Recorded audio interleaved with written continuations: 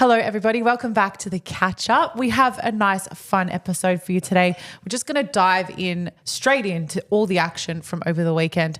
I'm once again joined by the Rugby League guru. How are you? Good morning, Kat. I am good. We had quite the weekend just quietly. We did, which I think is why we thought the catch-up this week can quite literally be that. If we can catch up on all the action over the weekend. We were at one of the games together. We were also at an event. Yep. So lots happened, but guys, it's officially finals. So there's so much going on. We also have a special guest episode with Roasty next week with the NRL Roast, who, as you know, if you're our loyal listener or watcher of the catch-up, you know that we probably bring up Roasty in 99% of the episodes. We wouldn't be here without him. We wouldn't be here without him because he really drives the social chat around NRL.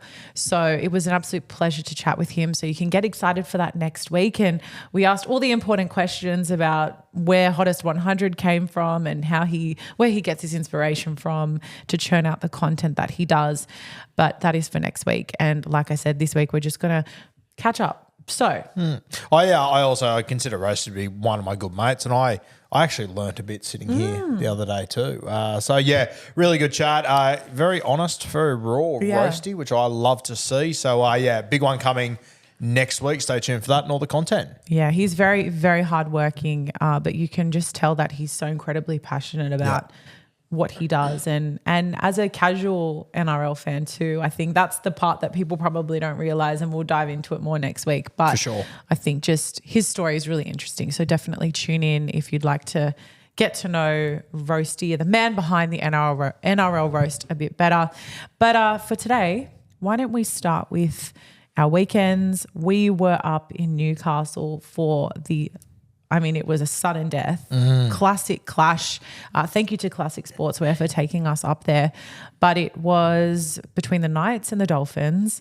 Now, when we picked to attend this game almost a month ago, we had no idea that it would end up being a sudden death game where the result would be so incredibly important. It was either going to be a dead rubber and it wasn't going to matter, or it was going to be what it was, which was super important. And I think that made it all the more exciting. What did you think of the experience? I'll tell you what, a month before, I actually didn't think there was a chance it was going to be what it was. You think about the things that had to happen in order for that to happen, like the Dolphins, I remember being over there with them in Perth, and I sort of thought, okay, that's probably curtains on this season. It's going to be very tough for them to regroup off the back of this. And they managed to, full credit to them, obviously beating the Broncos at Suncorp Stadium. They had more injuries. They had more going on. And honestly, the biggest thing standing in the way of the Knights was just because of how the Dragons have been this year. You probably didn't expect the Dragons to lose 2 or 3 on the trot. So it's crazy how it all played out. Couldn't have gone better, though. I actually thought Wayne Bennett was going to get the team up for this one. I really did. And then once we got into the stadium, and it's actually my first time in about 15 years I've been at a Newcastle Knights game up there. Yeah, wow. I remember I drove up there to watch Joey in 02, 03 when him and Freddie used to go head to head. The last time I was at that stadium, Kat, funnily enough, was Darren Lockyer's last ever game in Australia when he was playing for the Kangaroos. He played there. That's cool. So I went up there to watch that. Shout out to Kevin Locke, who scored one of the great individual tries that day. But yeah, that was probably, Lockyer retired in 2011, so that's more than 10 years ago. So I reckon that's the third time I've been there across about 30 years, which is pretty wild. Well, then how was it? I loved it. Yeah, in the time that you've not been there, has it changed much? Not that I recalled, but the atmosphere is just electric. The crowd, they are just something else. We had a lot of people that sort of came up, said hello and photos and stuff, and, all just fantastic people. Had a good chat, very passionate about their side. Obviously, there was a lot more Newcastle Knights fans there, as there should be, but there was a fair whack of Dolphins getting around as well, which was good to see. But the Newcastle Knights and their fan base, it's just something else. And obviously last year was pretty special. They're 10 in a row and it was packed there every single week. I love as well too, the amount of, especially when I was just driving around the town before that. I was with a mate. We went and got lunch and whatnot. And I reckon I saw 3 or 4 advertisements on buses and billboards with not only Knights players, but the NRLW girls getting a lot of features on local businesses. And I saw the Southwell girls getting a feature. Tamika Upton was on a few, which I just absolutely love that. If you have a team like that representing your women, as if you aren't going to celebrate them. For I'm sure, glad yeah. to hear that they're doing that. Also in the hotel I was staying at, they had blue and red balloons. Awesome. And the friend that I was with works for that hotel and she was like, I'm pretty sure balloons are banned. And I was like, yeah, but we're in Newcastle. It's like 10 balloons. It's Newcastle's fine. different. Yeah. It's just, I love it. And sometimes because I don't live up there and I don't really know the place inside out, like sometimes I forget just how heavily built on rugby league it is. And just driving around, on the way to the stadium, and we got there 2 hours early, but the amount of Knights jerseys just floating everywhere. around. And like you said, we were there so early and there was just like this long line of fans waiting. The gates weren't open yet. They were waiting to go in. So it had a real finals feel about it, which I think was really fun for us. You know what else I love about what they do up there is like in that car park out the front, it's almost like a NFL sort of tailgating thing. Yeah, like it's like is. there's a petting zoo out the front. There's games to play, jumping castles, a couple of Joeys getting around. I love the vibe of it up there. I thought it was unreal. Really nice stadium too. I sort of forgot how nice that stadium is. Like it's got obviously, the nice grandstand and everything, but it's also got the hill that's a little bit different. And the from where we obviously moved around a little bit during the game, but didn't really seem to be a bad view in that stadium as well. Whereas some of the ones down here in Sydney, it's such a punish. So yeah, Newcastle, huge tick of approval from me. And the thing that I loved, Kat, was just in that stadium, every time KP got the ball, you just felt the energy, didn't you? Like everyone was on the edge of their seat. Everyone stands up whenever KP gets the ball. I love the way they cheer on, their local juniors. Every time Fletcher Sharp got the ball, Cessnock kid, it just ticked all the boxes for me. I had a great time. Yeah, no, it was an awesome experience, and we did a bit of content which we're going to post. Probably by the time this is out, hopefully it's on social media, so go check it out. But it was a great experience, and I think for me, it's prior to working with you, I never had the inclination to go to games that weren't for my team or a rival team or whatever it might be, but let alone driving up to Newcastle for if you told me 12 months ago I was going to be in Newcastle for the last round watching Knights versus Dolphins, I would have said probably not. But there I was enjoying every minute of it. And I think that's one of the best things to come out of this season has been all the experiences we've had with different teams. For sure. And diversifying that a little bit and appreciating all these different sides and what they bring to the comp. Well, yeah, we got to catch up with the great Kai Pearce-Paul too. Yes. One of the great fellas. Took a little bit of drama to get a hold of him, but once we did, great fella. No, he was great and I was really impressed with, I don't think you briefed him at all on what you were going to ask him, but he had no issues going along with it. Yeah, he's just a great fella, and he had some media engagements before, and it was all a little bit hectic. And the Knights are under pressure; they're trying to make finals. There's a lot going on. He was getting dragged around, and we said hello to him briefly, and then. Just off his own back, he came back 20 minutes later. Yeah, so nice. Hey, how are you? Blah, blah, blah. And just had all the time in the world. So shout out to KPP, one of the greats. We've obviously backed him to the hills. We certainly have. And I also think it's good context for you guys out there is when we look to do work at a game, the access that you're going to have is never set in stone. It's totally dependent on how important the result is that day. So I mentioned earlier, had we gone and it was a dead rubber, we probably would have had great access to players and been able to have a chat with them. But it's a double-edged sword because the game was so important. You're quite restricted and they're quite cagey, and we were probably pretty lucky to get that chat with KPP. We probably were, yeah. And, as the club should be cagey, there's a lot on the line making finals. Yeah. So, shout out to the Dolphins, and it's funny, like 6 weeks ago when the comp was still alive, like I'm not sure if the Dolphins thought, we're a genuine chance to get in here. So I was on the sideline with them a few weeks ago and everything. And then now, obviously, they fought their way back into right in contention. And then you've got to really lock down and just be focused on the right things. So shout out to both clubs. It was a cracking game too, very, very tight. It was just literally just KP moments of brilliance really that separated the two sides. But yeah, shout out to Newcastle. Fantastic things up there, fantastic people, and see how they go this week. I know it will be interesting up in North Queensland. KP returning home. A lot to watch there. So fingers crossed.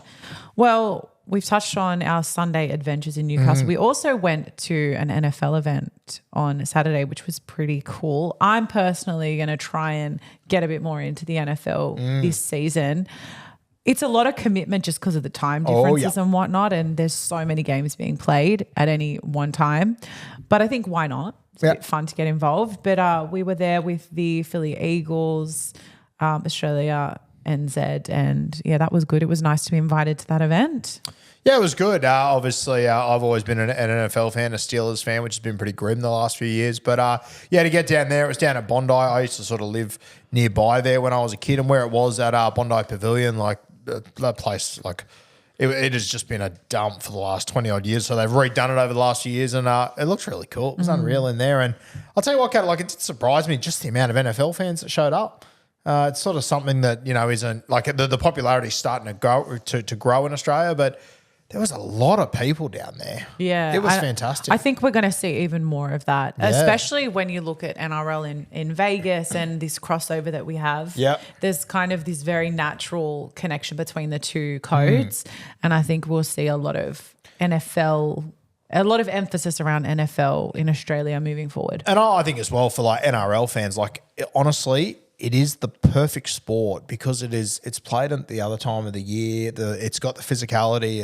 It's also like it's just like a game of chess, the NFL. And look, I've been a big fan of it for a long time. And my brother Josh came down with us. His season finished last week. Legend. He's never really got into it. Anyway, he texted me this morning. He was on Friday when the games were on the other day. He was up early watching all the games and everything. He's hooked on it now. So once you sort of understand the game and everything, it is fantastic to keep up with. And as I said to Josh, understanding the game on the field, appreciating it's all good and well. But honestly, the thing that I love most about the NFL is the storylines that go along with it off the field, and all the media is just so good. They do such a good job, don't they? It's entertainment, not sport at the end of the day for them. And no one sells entertainment better than the NFL. So no one sells entertainment better than US sports. They just get it. They really do. And I think they are you'd say that for anyone working in another code, they look at what the NFL does as this is the goal. Yeah. And I think the NFL, though, is the apex of that when it comes to American sports, just the way they do things. I use it as an example all the time. The NRL, it's blatantly obvious the season goes too long. Not every game matters. The NFL, every single game matters. So it's got that intensity to it. I just love everything they do. So I'd highly advise if you are looking for a sport in the off-season, obviously the cricket will be on, which will be unreal, but even the NFL, the times can be challenging. But like it's, there's a game on right now. It kicked off at 10 a.m. on a Wednesday. Like there's on a Tuesday, sorry. The game's on a Friday early in the morning. You can sort of get up and be watching them at the gym or whatever it might be. It's unreal. And the event down there was fantastic. We've obviously got Scope and Grubby, Josh Reynolds, who are doing their show. That's kicked off last week, I believe, which looks fantastic. How good, like the branding of it and everything looks unreal. I haven't had too much to do with Grub. I don't think I've actually ever met Grub before, but obviously Scope, I've had a lot to do with and whatnot, and he is just a champion fella. And I know Hoz has always loved his American sports. He's always been really into it. I think they sort of had plans before everything happened over at YKTR from Dabby's own sport, like American sports show there. And I just think Scope's going to grab this with two hands and absolutely kill it. I texted him on Tuesday night, Kat, and said, I've got my draft in an hour or two. Who are the guys I should get? He sent me 3 names, and the last thing was in capital letters. Make sure you draft this guy. Anyway, at the game we're at, he scored 3 touchdowns, and every time he did, Scope game found me and goes, I told you. And I was like, yeah, mad. Of course I didn't draft him because I'm an idiot. I drafted everyone else that didn't do well this weekend. I'll tell you what, Gotham City, my fantasy team, we are in all sorts at the moment. It's we're 7% into the season, and I am rattled beyond belief. So hopefully we can turn it around. Yeah, wow. Well, there you go. But I couldn't echo your sentiments more around the new show with Scope and Grub, and I'm excited for it. We don't really have anything in that American sports field at the moment. So it's nice that why not capitalize on a market that there's a need for here, and maybe one day they'll get the NFL guru on. Maybe. And I love as well, like a lot of the NRL players, like heaps of them are in drafts and everything. And I know the Roosters have a big one. I know that the Knights had their fantasy draft night. Mid last week, so a lot of the NRL players There's love it. a lot of crossover. Heaps of crossover. Much crossover. So super exciting, a fantastic event. I actually haven't told you this. Me and Josh then got in an Uber and went and watched the end of the NFL at a pub, and then we were going to catch up with Timmy Williams and the SC Playbook crew. Yeah. And as we walked out of the pub to go to get an Uber to the next place we were going to. This car pulled up and yelled out to us, and it was one of our mates that we grew up with, who is an absolute dead ringer, like one of the greatest lookalikes I've ever seen for Corey Horsburgh. Yeah. And of course, 2 hours later, Corey Horsburgh scores the match-winning try. It was the biggest omen of all time. What the hell? We jumped in his car. He drove us to the pub. We were geeing him up about looking like Corey Horsburgh. Shout out to Benny Hanley. Love you, brother. And yeah, it was one of the greatest. As soon as he scored the match-winning try, me and Josh looked at each other and just thought that was written in the stars. That's he literally wild. gave us a lift 2 hours Who ago. also committed himself to the Raiders.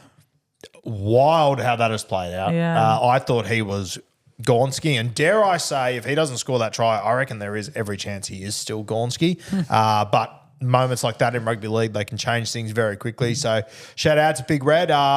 Up until this year, he's been an integral part of the Canberra Raiders for quite some time. I love everything about that guy. And I reckon there'd be so many clubs. I reckon your club would have been a great fit for him to bring him over. The Broncos would have been fantastic. There's not many clubs in this league that I think like don't need a guy like Corey Horsburgh. So very, very good get there for the Canberra Raiders if he does end up staying around, which it sounds like he will. But yeah, that was wild. We're at Timmy's SC Playbook Drinks, which was a bit tough for me, Kat. As you know, I was in my Supercoach Grand Final, and the guy I was playing is actually part of the SC Playbook crew. So the two of us are in the same room watching it all unfold. And did anyone have to, no, I was pretty well behaved. Other, or? I was pretty emotional though. I'm not going to lie. I was pretty upset. But yeah, you can't win them all. Exactly but it would be good to win one at some point. Yeah. And now you also told me that I believe it was Tom Birmingham had told. Absolute arsehole. Yep. He had told everybody to message you saying good luck with your draft. To essentially jinx Not good you. luck, to say congratulations on winning. Sorry. Yeah. He's a piece of work. Yeah. It's really shit. It is shit. So on About Even the other day, I mentioned that a lot of my bets lined up with trying to jinx the other guy that I was playing. And so then Tom decided to double jinx me and congratulate me. And then he went on bloke. And then he said, hey, everyone message Guru, which I actually didn't know. So I kept on getting all these weird messages from people saying congratulations on winning. But I thought they'd got it mixed up with beers and break-evens. So I was like, oh, thanks, mate. Appreciate it. What was actually happening was I had all these dickhead punters and dribblers trying to jinx me all week. So tough. We did end up losing. Jerome Hughes dropped one of the biggest scores of the season on our head on night one. So it was sort of over before it started. Nice. Yeah. Thanks to Burmo. Yeah, I'll get him back. I'm going to win About Even this year. I'm sure that you'll get him back. But I'll be getting him back. Don't worry about that. It filled me with joy to see Manly completely shit the bed at Brookvale Oval. That was kind of get what you deserve there. Yeah, it was a good post from you in P's and D's when you said, how did Manly go that you missed it? Yeah, fuck that guy. Yeah, and then the top comment was, congrats on your draft. Yeah, dick. Such a dick. So yeah, we got About Even tomorrow. Yeah. I'm back on top. Well, I've extended my lead on top and I will be looking to rub it in massively. Unreal stuff. Okay. Now, as I mentioned, we are now officially in finals. We've got our top 8. Storm, Panthers, Roosters, Sharks, Cowboys, Bulldogs, Manly Seagulls, Newcastle Knights. Give me your thoughts on the top 8. Just off the top of the dome, as you like to say. Just give me your first thoughts and then we're going to dive into just some thoughts on the season.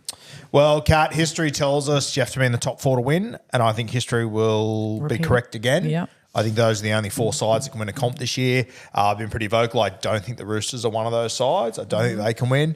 I think it is a little bit of a 2-horse race. As far as the bottom 4, I think it's fantastic to see a few new teams in there. Yeah. Mate, the more you look into the Cowboys, the more amazing it is. You have a look at against top 8 teams this year, they literally have the best record of anyone. They've won more games against top 8 sides than anyone. And here I was calling them frauds last week.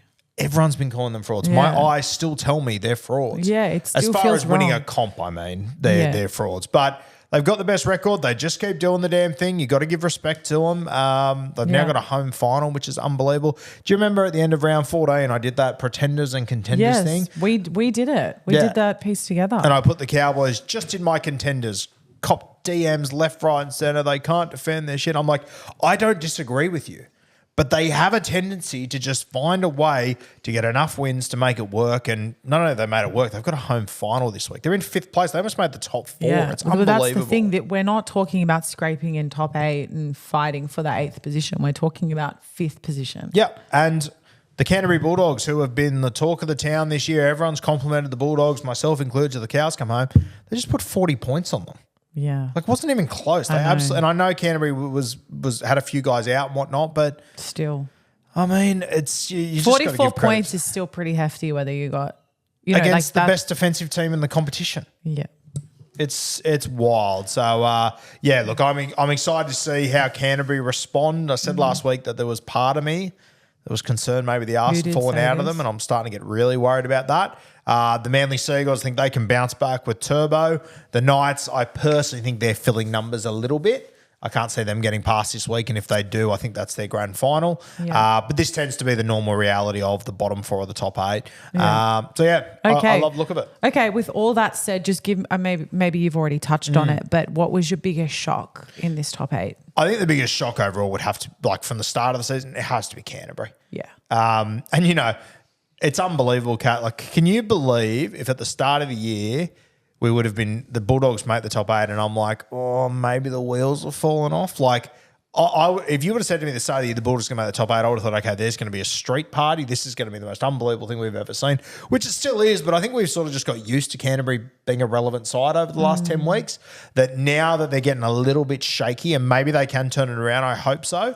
But yeah, I think where they've come from to where they are now is incredible. The worst defensive side last year to the best. The last 2 weeks have skewed those stats and, obviously put some question marks around that, but we'll give them an opportunity to bounce back with their full side. Yeah. I think they are the biggest shock, the Canterbury Bulldogs. You could have the Cowboys right up there. For me, Kat, I think the biggest shock is who's not there. Like, when you look at the start of the season, to think the Broncos aren't there. Your South Sydney Rabbitohs, who with Wayne walking in, I'm going to tip them to be a top 4 team next year. Wow. Even, I wasn't as high on them, but a lot of people were very high on the Warriors to go back there again. I think a lot of the first half of the season was the Waz were tipped as a top 8 side. Yep, for sure. I sat here in the it's funny, I sat here in the preseason and I was like, I reckon they could miss. And I got absolutely pumped in the comments. They lost their first 2 games and I watched them play and I thought, despite them not winning, this team's really fucking good. And I backflipped. I went, hey, I know they're not winning, but I think that I'm ready to lock this team into top 8. And then there was a couple of injuries and stuff that happened, but they just weren't able to maintain it. But for me, the Broncos and the South Sydney Rabbitohs not being there is probably the biggest shock for me. How those 2 seasons have played out have been unbelievable. Yeah, unbelievable is the right word. Even Parramatta as well. Like, yeah, got a good squad. I mean, you're looking at 3 sides who over the past 3 to 4 seasons have been top 8 contenders. Yep. They've been up there the majority of the time. They're always part of those conversations. It's not even like they scraped into finals. These guys have not even made it. They were mathematically out of. There was no possibility of them making finals. Yeah, a few weeks ago. Yeah, and you have once again, if you want to compare them to this Bulldog side, if you just match them up, their best 17 against their best 17, South Sydney and Broncos squads, respectfully to the guys at Canterbury, on star paper, power, they blow them out of the water. Yeah, well, it's funny that you say that because I just read something. I'm going to see if I can find it, but it was Anyway, it was basically a comment that another coach had made. I don't know which coach it was, but just saying that if they had Broncos on paper, like you'd fight for a team like that. Yeah, 100%. Yeah. It's kind of crazy to just see where we're at. But I think it also, and I've repeated what you said a few weeks ago so many times in conversation recently, that I think we underestimate just how amazing this Penrith side is and Storm too, to make the finals so consistently. I mean, for Penrith to make the grand final 1 year, let alone 3 years in a row, and to win them, to make it and they were that 4 years ago, they also made the grand final and didn't win. The toll that takes on a team to perform at that level week in, week out, year after year. I think when you look at the performance of the Broncos, of South Sydney, of the Eels, you see just how hard it is to make finals again. And that is reality, I think, where this Penrith side is not a realistic example of an everyday team. Do you know what I mean? Oh, for sure. And I think the other thing that we don't talk about enough is that people talk about this Panthers side like they've always been great. The year before they made the grand final in 2020, they finished 10th. The West Tigers finished 9th. The year before they made their first grand final, the Tigers beat them on the ladder, and they ended up winning the same amount of games, but the Tigers for and against was 50 points better than the Panthers. They scored 60 more points than the Panthers that season. So the idea that they've always been a gun team and they're just stacking it, no. They've brought all these guys through. They went through tough periods. They missed the finals in 2019. They pulled it all together. It's funny, if you actually go back and have a look at the last game of 2019, Kat, Nathan Cleary scores about 4 tries and kicks 10 goals against Newcastle. And it's sort of, I look at it now and go, okay, it sort of gave us a little warning of what was to come. Because he has just dominated the next half a decade of rugby league. It's crazy. But yeah, what the Panthers do and what they continue to do is just unbelievable. I know they look tired at the moment, but I just think they'll get up and they'll be fine. Yeah, I think that is where their experience will set them apart from the rest. But I think let's move on to wild card. So, well, to give to answer as well, I would agree Bulldogs. I think I tend to I'm such a social media person, right? I watch all the content at the start of the season, in preseason, and I fall for the storylines. Yeah. We're a different team. Look at what Cameron Serrato's been doing, blah, blah, blah. I feel like over the past 12 months, I really fell under the spell of whatever the Bulldogs were doing. Yep. And so to be sitting where we are right now and seeing them in the top 8, for me, it's almost poetic, because I feel like, okay, the storylines had some truth behind them. Yeah, they really were changing things. You were reasonably high on them in the preseason. I just felt it, and same with Manly, to be honest. I just feel like I saw a change in the teams, and even like the interviews that you'd see with players and whatnot, and the way that they were talking about each other. There was a real shift, and I know the Dogs offloaded a lot of players, a lot of dead weight last year, and I think they lifted because of that. Yep. And Serrato knew what he was doing the whole time. And whether or not they go any further, I still think that they've had a fantastic revival as such. Kat, I reckon they could go out this week. If they were to go out this week and get beat 80-0, I'd say fantastic season. It's incredible what you've managed. I think people forget, the preseason was dominated by... They had the scandal of Tarpanay, who was, left training. That was going to go to court. There was dramas there. I think people forget they opened up their 2 games and got absolutely smashed in those 2 games. Like, I remember at the start of round 3 looking at this Canterbury side going, oh my God, they've got worse. Yeah. They've literally got worse. Yeah. Like, I was calling for Matt Burton to switch positions because he just wasn't getting the ball. And then... we were critical of the Crichton decision. Bronson Sherry was not a starting player at that point. He was being thrown around here and there, playing a lot of New South Wales Cup. He's now become a crucial part of that side, and I think their loss last week was partly due to his absence. I mean, the way that they've just shifted is insane, really. Well, you look at Bronson Sherry, like Stephen Crichton's, in my opinion, the best defensive centre in rugby league. The left edge, Bronson Cherry's edge, is the best defensive edge in rugby league up until 2 weeks ago when he was out. So pretty crazy. And I'm sure whether the Bulldogs do or not, I'm not too sure. We'll see. I hope they do one day. But I would love for them to talk about the preseason, the return of Bronson Cherry, because from what I've been told by a few people, there was a point there in the preseason where they just thought, I don't know if this is going to work out. And Bronson has absolutely worked his backside off to not only get back, but his jersey is just not even a question anymore. There is no question marks about it. He's an absolute certainty week in, week out. And I think he's been one of the best centres this year. So absolutely. Shout out to Bronson. He's always had time for me, always been a really good fella, and it's great to see him back. You do the crime, you do the time, 100%. He's done that. He's back. And I'm just loving what I'm seeing from him. I don't think there is a better example of somebody just copying it on the chin, accepting what they did, and if anything, using it as fuel to be better. And I think he's done just that. And I can't agree with you more. Always has time of day for everyone. You see the photos he takes with fans. Like, he doesn't take any of this for granted. Yep. And it shows in the way that he plays. Every play matters. And I think that, once again, that's a culture that the Bulldogs have cultivated, where everything matters so much. Every game matters, and that's why they've been able to do what they've done this season. But let's move on to wild card. Who's your wild card in the top 8? I think the Sharkies. And, you know, I'm the first one to say over the last few years that, you know, they've never won a finals game. They need to get that monkey off the back. Yeah. Personally, we'll talk about grand final soon. I think it's kind of a bit of a two-horse race. I think the Roosters, if they had their full squad, I'd probably have them as my wild card. I just think without Sam Walker, it's going to be too hard. This Sharkies side, though, we've spoken about it a few times this year, Kat. They don't have anyone that's the absolute best in their position, but they've got pretty much the whole squad is like a top 5 or 6 in their position, which is just that consistency. And then I think there's a couple of, like, you've got Penrith and you've got the Melbourne Storm, who are right up there with the best sides, obviously, or are the best two sides. But I think the spots where you can catch them out is on their edges. And I just look at Ramian, Iro, Katoa, Mulatalo, like I just think there's a lot of strike in this side. They have to work out their halves, which is going to be tough. But the Sharkies, I think, are the team that has the best chance at an upset this weekend. I think they can go down there to Melbourne and give them a really good shake.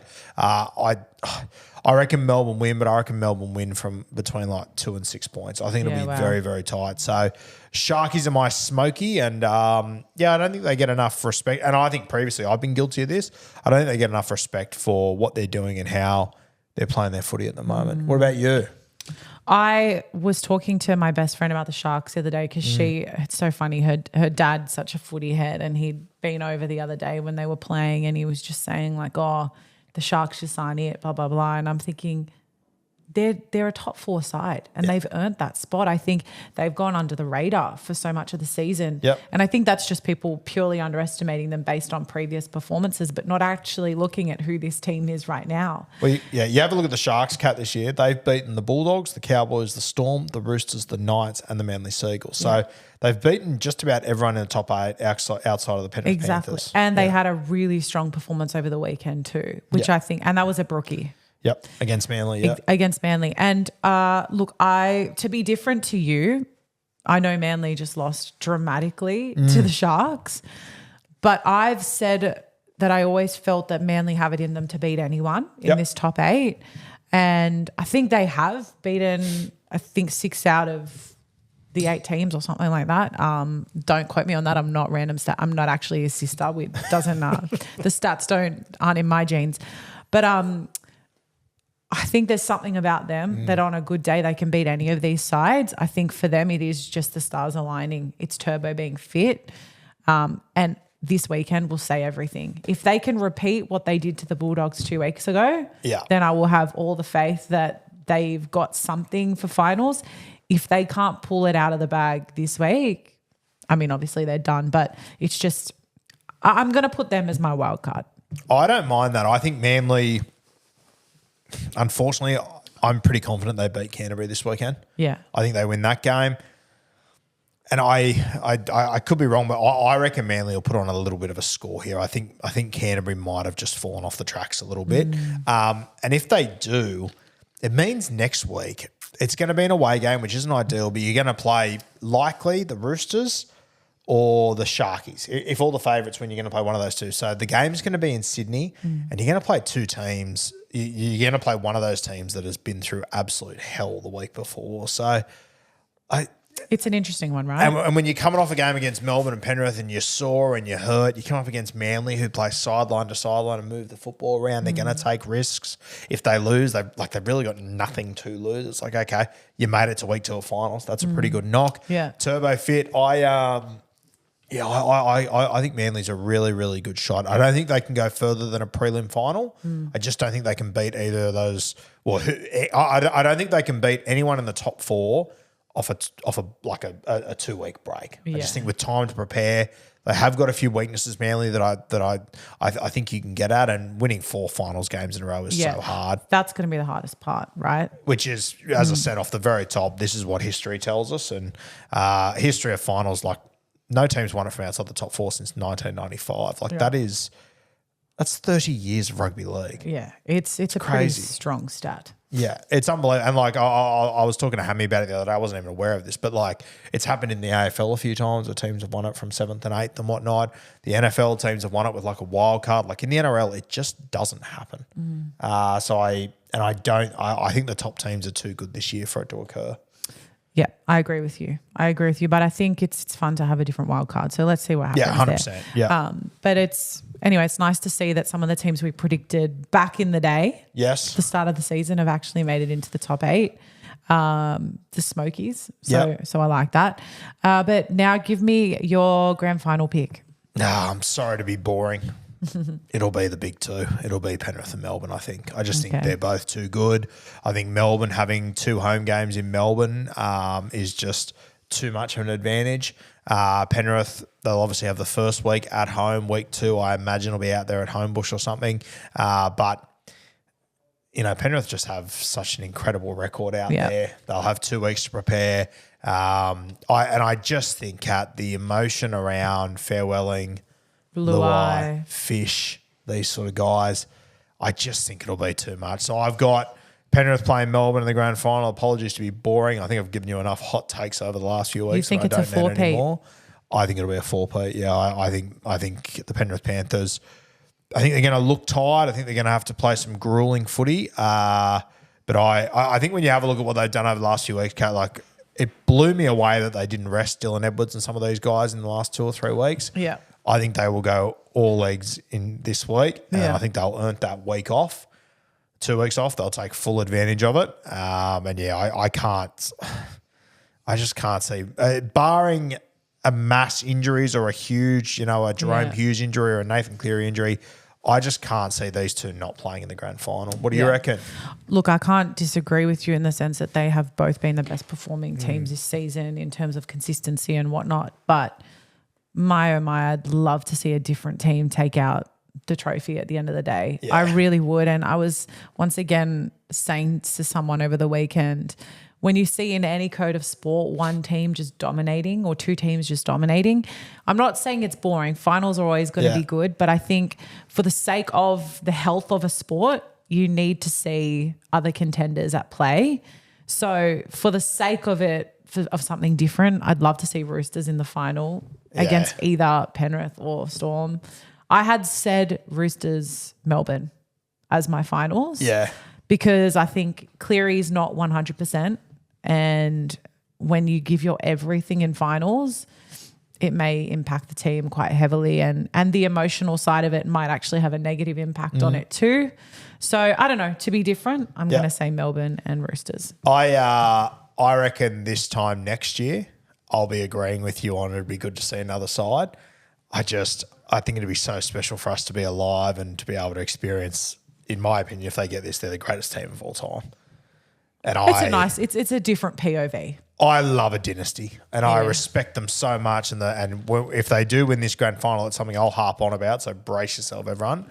They were not a gun side from day one. They missed the finals 5 years ago. The fucking Tigers beat them, and now they've gone to potentially 5 grand finals in a row, maybe winning 4 in a row. And the only thing that has stopped them from winning that original grand final, Cat, was, in my opinion, the greatest player of all time, Cameron Smith. If he wasn't there, I think they win that grand final. They were dominating that grand. They came back and had so much momentum in the back end of that grand final. The only thing that stopped them was just the experience of Cam Smith. And there's a moment where he gathers his team in that grand final and just goes, settle down. And they were okay after that. And that's what Nath has been for the next 3 years after that. It's been incredible. But yeah, I take Penrith to win it. I think they knock over Melbourne in the GF. That would be pretty spicy. And you know what? When you talk about it like that, I don't hate it anymore. You got to respect it. Without a doubt, you have to respect it. But I think it's a matter of how you look at it, and it is an incredible achievement for them to do that from where they came from. Yeah, it is also incredible. Like I was talking to someone up at Newcastle the other day, and they said, I just want to see something different, not Penrith win. I'd love to see a Storm win. And I just sat there and I went, my God, if 6 years ago, all anyone was saying is I want to see anyone win it but fucking Melbourne. They had like Penrith have been so dominant that we're happy to see the second most dominant side, probably the most dominant side of the last 25 years. We'd be happy to see them win a comp. It's crazy. And you look at it, like people fucking hated Melbourne 10 years ago, absolutely hated them. Smith, Cronk, Slater, they were all just simply too good, the cheating scandal and everything. And you got guys like Husey, Munster, Pappy, Grant that come along and they just give it a completely different vibe. And it's hard not to love those guys. It's fair. It's a really interesting little case study in the Melbourne Storm. Okay, in the interest of time, because you wanted this to be 25 minutes and we're now at 39 minutes and that's my fault as the host of the show that I should have. Footy's too good. It's just too good. Yeah. I didn't want to cut you off. It's too interesting. Let's do a quick guess. Oh, have you got one? We've got one. Once again, thank you to NRL Odd Stats because he just continues to deliver. He's a good man. And he beat you with Marshall Chalk. Oh, no, you got Marshall Chalk. No, I got Marshall Chalk. He beat me with Dane Weston. Dane Weston. It's a very good one. Okay. Well, I've got another one for you. Yeah. And as always, we're going to start with location of birth. Yeah. Born in Cowra, New South Wales. Yeah. Okay. 100 NRL games across 2 clubs with 3 NRL tries. Okay. It's probably a middle forward, Cowra. Sweet. Which is 100 NRL games between 2 clubs. Yeah. And 3 tries. And 3 tries. Okay. Yep. Played in the 1998 Australian schoolboys team. Okay. 98 schoolboys side. Yep.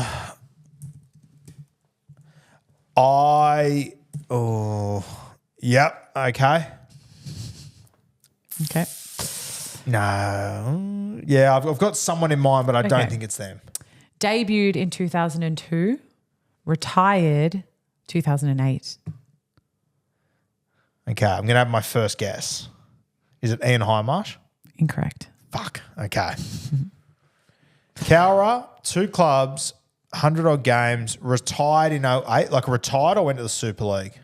Went to the Super League. Went to the Super League in 08. That counts as a question.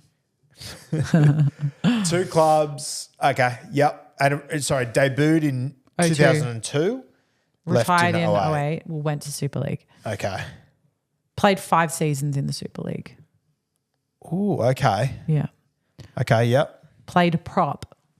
Yep. Which you kind of 3 guessed. tries gave that away. Yeah. Okay, so a prop. Australian schoolboy, 1998. Made his debut in 02, left in 2008, played for 2 clubs, a front row forward. Scored 3 tries. Okay, give me another clue. 3 final series. Yeah. With 2 grand final appearances. 3 final series with 2 grand final appearances. 2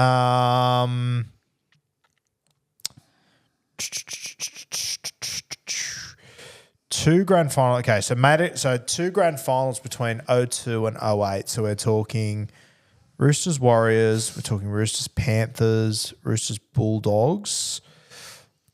Could it be a Rooster? Roosters. No, he would have scored more than 3 tries. That's 04. Then we got 05 Tigers, Cowboys, 06 Broncos Storm. Oh, this is tough. This is very, very tough. Who were the 07-08 grand finals? 07 was Melbourne Manly for both of them. Interesting. Is that a hint? Okay. 3 tries, 100 games.